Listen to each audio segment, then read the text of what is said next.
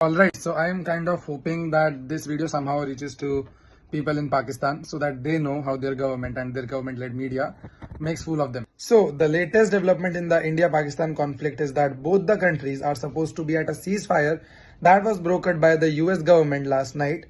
Although what we have seen is Pakistan has already started violating that ceasefire. And this was reported by the Chief Minister of Jammu and Kashmir, who himself saw the drones and made video to report this. Not just that, now the Guardian has also picked it up, and even Reuters has also picked it up.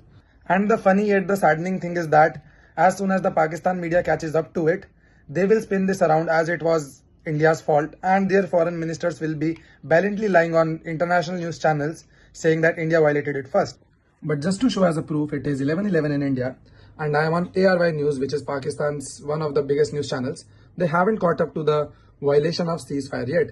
Although they are talking about India's isolation and Pakistan's moral victory, but they don't know that the ceasefire has been violated. Similarly is the case for the Dawn. They also don't know that the ceasefire has been violated. I am not sure. Maybe they are just even slower than international media in covering their own news, or they are planning a coordinated response which is cohesive across all their channels so that they can paint a picture and a propaganda against their own people.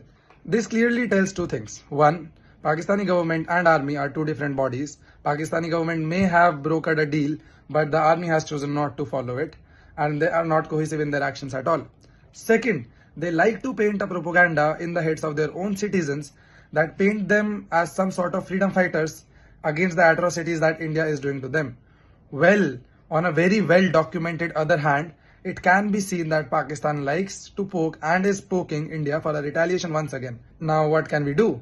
I want you to send this to any Pakistani that you know so that they can go back to their government and ask this question.